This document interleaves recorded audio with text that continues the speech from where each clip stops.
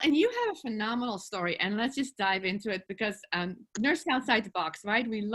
I love the nurses that I'm interviewing because they're all so creative and have so different stories. Marjorie, you have a phenomenal story. And when I saw it first, and I was looking for nurse practitioners on LinkedIn, and then we started talking, I'm like, oh my goodness, your story is just amazing. Do you want to share a little bit on your journey and how you actually came here to the United States and how you started becoming a nurse and then a nurse practitioner? We'd love to hear it. Uh, yeah, my story is I think is unique. I came about 20 years ago with a suitcase, a toddler, and a bag of dreams. No English skills whatsoever. And then I came to this country. I didn't know what to do. I was just completely lost. However, I had medical background. I graduated as a dentist from the University of Los Andes back there, and I practiced for a few years, and then due to the political and economical situation, I migrated here. So my beginning was very tough. My goal since the day one was to learn English, which I didn't know how. I had no background in English, so I was just here every day working on my English skills, and then throughout the years, I was getting better and getting better. And then one day I entered to a scholarship to become a teacher. So they gave me a scholarship teacher, and that was in Georgia. And then I did 3 years, but I knew that was not my call. My real call was in healthcare. My real call was getting to my patients and take care of them. It's what I love to do. And then, I didn't finish that degree. And then years later, I enrolled in the nursing program. And Wow. then And you idea. by yourself, right? I mean, I think that's partly story too. You didn't come by yourself. I love that piece too. You had your Yeah, son with you. Yeah. I got my son with me, and then my son was growing up with me. We did, I did, one of the biggest job I did was in the school system in Georgia. I work as a paraprofessional, and then my English skills were better and better. I went to help to kindergarten, and I was just like ABCD every day, all the phonics, B, B, B, and I was just, picking up the English skills just fast with the kindergarten. And throughout the years, I went to first grade, second grade, third grade as a helper, but I was just listening every day. I was like, well, I'm a bigger listener, so I'm gonna learn my English skills right here until I had the opportunity to go to college and perfection my writing skills was the last skill I really acquire. And then I went to nursing school, which is very tough for me. Complete my ADN, wait a few months and enroll in the BSN program. And then after that, I said, I'm not going to be here. I'm going to continue it and finish with my master's and my family nurse practitioner. And I'm thinking about go back and do my doctorate degree, but still, because the situation right now, I'm still trying to get more skills as a nurse practitioner first, and then I'll probably will go back and do it. Yeah. So why a nurse practitioner? And right now you're bilingual too, right? I think that's one of your biggest being having. Yeah, why nurse practitioner? Because I think it's because I have my dental degree before, and I used to be independent.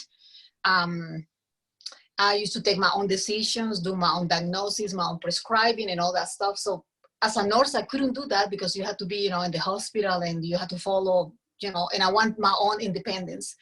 I wanted to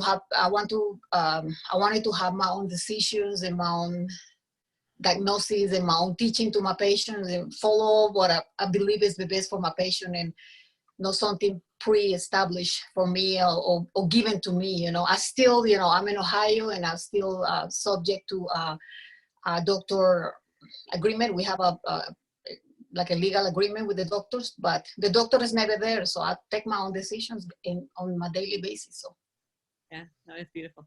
I love that. So nurse practitioner, can you tell us a little bit about what's going on in your life right now? What do you love? You work in acute care, right? Or urgent care, I should say. Urgent care. Yeah, well, when I graduate, I looked for many jobs. One of my, it sounds a little bit strange, but I like hospice. But I couldn't get in that field, applied many times. So one day they called me for the urgent care, and I was like, okay, let's go start urgent care. And I will just apply what I've been learning. So I'm working right now in Cincinnati, Ohio, and I'm working independently in urgent care.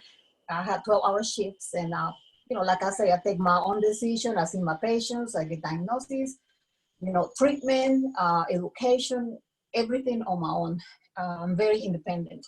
So I love it. I love it because, I can apply what I learned, and basically was what I was looking for. Yeah. So everything with COVID-19, has that changed a lot of your practice at this point, or how is that Yeah, going? it has changed a little bit. The patients are, it's two major reasons why they not show up to the practice daily. First of all, they're afraid. They're afraid.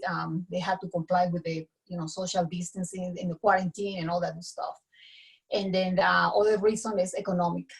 We are in a transition to a kind of difficult situation right now, and the people are kind of afraid to spend the money, and then they don't have insurance, which is much of my patients. It's difficult for them, and I think that's one of the factors there. But we still keep steady. We still trying to encourage them. They come back here. We do telemed, so they can do consultation through the phone or through the websites, and we can help them out and guide them what to do. Awesome, beautiful. What do you see moving forward? I'm curious because nursing is going through a transition, right? Nurse practitioners are going through a transition. So what do you see? How would you encourage nurses to say, what do you see for the future? What do you see happening in the near future with in your role, and also for nurse practitioners in general? I would love to hear about it. In my role, personally, I really like to go back to school. My son, which is in medical school, my son, the little baby that came with me, he became a man, and then he's in a third year medical school right now. And then he says, "Mom, please stop going to college. You went to dental school. You went to nursing school. You a nurse practitioner. Stop, Mama." And I'm like, no, I feel like it's something. I love college. I love to learn, and I keep daily, learning new things every day. And then I really like to come back and do some kind of specialty. And, nurse practitioners have a variety of fields that we can, approach. And I like to do that, or I like to go back and finish my terminal degree, which is the doctorate. Teaching one day probably will be a good stuff for me, as I'm getting older. So I would like to go to college and, teach all for the nurses what my philosophy, and of course with the curriculum, all that stuff, would give you the ideas. What is the passion to be a nurse? The passion, they wake up every day, you are going to help someone. And that's what moves me every day. When I did it in the hospital, and whoever knows me knows how I am. I get up in the morning and I have all this passion to be there with them and help them out. I really do my job from the bottom of my heart. It's what is my call in life, I think. I love it. It's so beautiful. I love your energy around it. No, really, I do. Oh yeah, I have a lot of energy. What would you say to nurses who are coming? I think part of the uniqueness of your story is you coming from a very different country, right? You coming from and then really studying here. What would you say to nurses who are doing that, who are actually coming from other countries, and they're coming here and they actually want to also do what you do? What would you say to them? I will tell them the United States is a wonderful country. They have room for everybody. You just have to try. You just have to come with the idea to succeed. United States and the people right here have been offering me and giving me the chance or the opportunity to succeed. They learn the language, they got to college. I have all the student loans. I have support from the hospital. I work in Walmart. People from Walmart helped me out when I was no one. I got this degree, come from my country, I'm nobody, help me out. This country has every tool that the people can use to develop their dreams, their skills that you have to work for. If nothing else go be given here, you have to work for, and that's what my son and I have done all these years.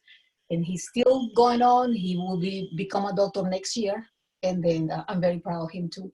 But if we didn't work it out, we will be here working, I don't know what, and then we will not speak the language. We will be looking for interpreters all the time. So people need to come over here, learn the language, get ready to work, because it's not easy, but it's possible. Beautiful. Thank you so much. You are beautiful. I love your spirit.